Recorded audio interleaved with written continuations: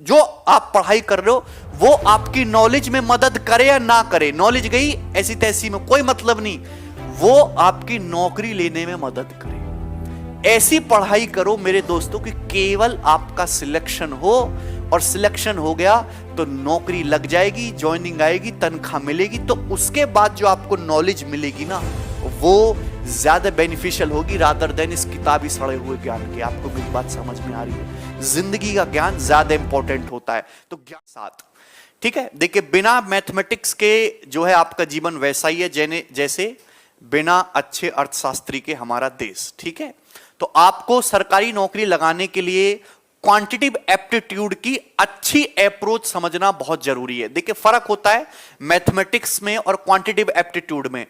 Mathematics आप बचपन में बहुत पढ़ते आए हो, आपने ग्रेजुएशन किया, आपने 10th का पेपर दिया, आपने 12th का पेपर दिया, आपने हजारों साल प्रैक्टिस करे हैं, रात रात भर पढ़ाई की है। लेकिन यहां क्या नया है एक्चुअली, अगर आप कंपटीशन की तैयारी करते हो तो मैं आपको कुछ चीजें बताना चाहूंगा। देखिए, दो चीजों का खेल है कंपटीशन में, मेनली दो चीजों का खेल है, एक आपकी नॉलेज का और एक आपकी स्पीड का। आपको पेपर में दो टाइप के सवाल आते हैं, ध्यान सुनिएगा, एक फिक्स पैटर्न के सवाल और एक मिसलिनियस पैटर्न के सवाल। आज का टाइम ऐसा हो गया कि फिक्स पैटर्न को धीरे धीरे कम किया जा रहा है और मिसलिनियस सवालों का जो दायरा है वो धीरे धीरे बढ़ाया जा रहा है। मतलब आज की डिमांड यह है कि आपकी जो कंसेप्चुअल अंडरस्टैंडिंग है वो बहुत ज्यादा होनी चाहिए। वो टाइप वाइज टाइप सवालों को रट के जो करने वाली प्रवृत्ति थी वो आपको छोड़नी होगी। मतलब रट्टाफिकेशन वाला काम जो है धीरे धीरे खत्म हो रहा है। एग्जामिनर बहुत चालाक हो गया है, वो अब जो पेपर सेट करना है वो करता है, वो बच्चे की जगह खड़ा होता है कि यार अगर मैं ये सवाल बनाऊंगा तो बच्चे इसमें कहां फंसेंगे, ऐसी थिंकिंग के साथ जो है वो एग्जामिनर क्वेश्चन पेपर सेट करता है। तो आपको भी चालाक बनना होगा, आपको कमांड करना होगा अपनी लैंग्वेज पे, अपनी भाषा पे। बहुत सारे बच्चों के साथ इस समस्या होती है कि वो सवाल को ही नहीं समझ पाते कि सवाल कह क्या रहा है, सवाल ने क्या बोल दिया। तो बेटे, आप धीरे धीरे सवाल को पढ़ने की आदत डालिए। सवाल को एक साथ मत पढ़िए, सवाल को टुकड़ों में पढ़िए, सवाल को धीरे धीरे पढ़िए। बड़ी लैंग्वेज वाले सवाल ज्यादा से ज्यादा प्रैक्टिस करिए तो आपकी ये कमी दूर होगी। दूसरी बात, कैलकुलेशन को देख के बिल्कुल मत डरिए। दशमलव को देख के पहाड़े अच्छे से याद करिए, स्क्वायर याद करिए, क्यूब याद करिए। अब अलग अलग चीजें, अर्थमेटिक मैथ के पढ़ने का तरीका अलग है, एडवांस मैथ के पढ़ने का तरीका अलग है।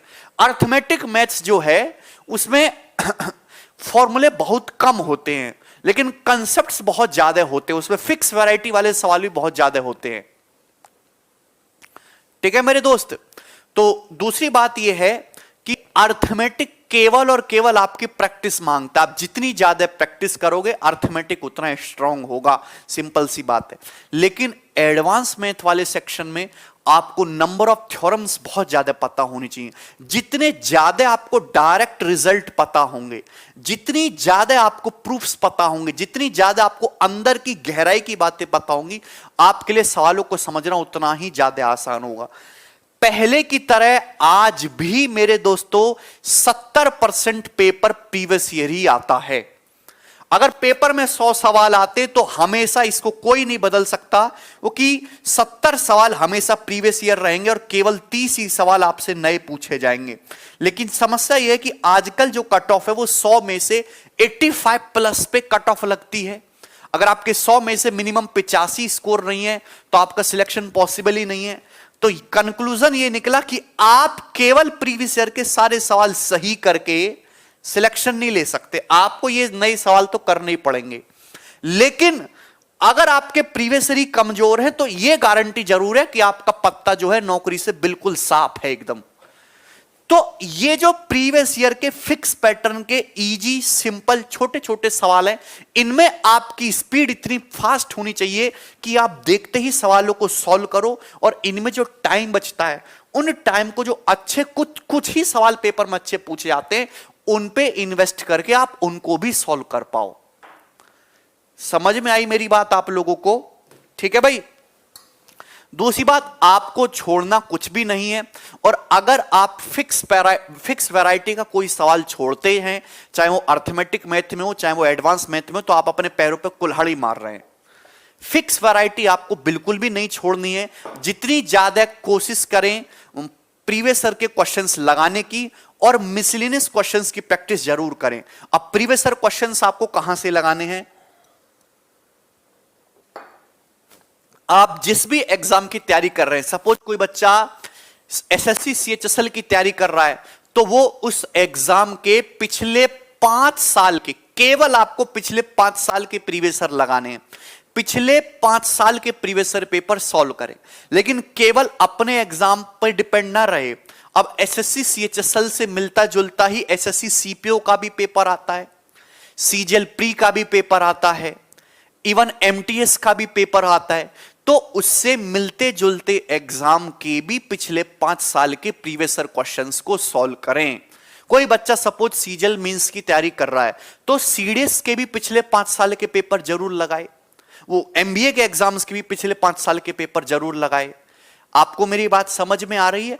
बहुत ज्यादा इंटरनेट से क्वेश्चन डाउनलोड करके या ग्रुप्स में फर्जी सवाल फिरते रहते हैं, उनको सॉल्व करने की जरूरत नहीं है। सबसे पहले आप प्रीवियस ईयर के सवाल प्रैक्टिस करें और उसके बाद आप ज्यादा से ज्यादा मॉक टेस्ट लगाएं। और फिर भी आपके पास समय बचता है तो मेरे दोस्तों आप एक्स्ट्रा जो मर्जी आए वो कर सकते हैं, लेकिन हर चीज जो आप पढ़े वो एग्जाम के रिलेवेंट पढ़े।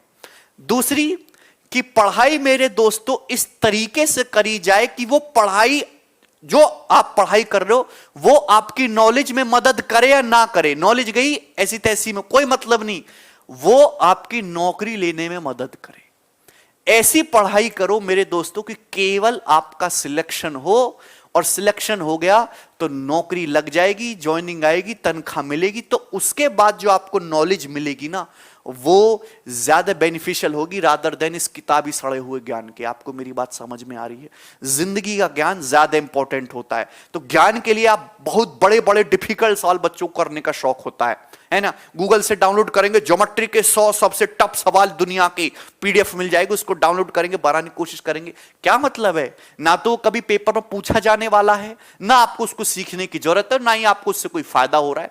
तो ऐसे काम बिल्कुल ना करें। वही चीज पढ़े जो आपको सिलेक्शन की तरफ ले जाए, और सिलेक्शन तक पहुंच जाए, पढ़ाई को करिए साइड में और फिर जिंदगी का अनुभव लीजिए। सबको मेरी बात समझ में आ गई? क्या कोई परेशानी? और देखिए चीजों में आज के जमाने में और 10 साल पहले के एग्जाम में फर्क कुछ भी नहीं है। फर्क इतना सा है कि आज लैंग्वेज एग्जामिनर थोड़ी अच्छी यूज करता है, सीधी सीधी बातें नहीं बोलता, शब्दों को घुमा के बोला जाता है, और थोड़ा सा डाटा को कैलकुलेटिव किया गया है, थोड़ा सा डाटा को। तो आपको अपनी कैलकुलेशन स्किल पे काम करना होगा बस, और कुछ भी नया चेंज नहीं किया गया है। सबको मेरी बात समझ में आई? सबसे पहले आप अपना सिलेबस पूरा कंप्लीट करें। जैसे आप हमारे साथ जुड़े हैं या कहीं और टीचर से भी पढ़ रहे हैं, तो आप अपने टीचर के साथ मिलकर पूरा सिलेबस कंप्लीट करें। जैसे कोई चैप्टर समाप्त होता है, जैसे आज हम ज्योमेट्री से शुरुआत कर रहे हैं, मैं आपको ज्योमेट्री पूरा पढ़ा दिया, उसके बाद आप प्रीवियस ईयर के क्वेश्चंस उठा लें, उनको सॉल्व करें। उसके बाद हम अलजेब्रा पढ़ाएंगे, तो मैंने अलजेब्रा कंप्लीट कराया, अब आप अलजेब्रा के प्रीवियस ईयर क्वेश्चन उठाओ, उनको सॉल्व करो। तो आप साथ साथ सिलेबस भी कंप्लीट करो और प्रीवियस ईयर क्वेश्चन भी सॉल्व करो। सिलेबस कंप्लीट होते ही आप मॉक टेस्ट लगाना शुरू कर दो। समझ में आया? यानी कि फाइनल सिलेक्शन केवल और केवल एग्जाम रिलेवेंट प्रैक्टिस से ही पॉसिबल है और कुछ भी नहीं। ठीक है भाई, शुरू करें कहानी अब हम आज की। अच्छा भैया।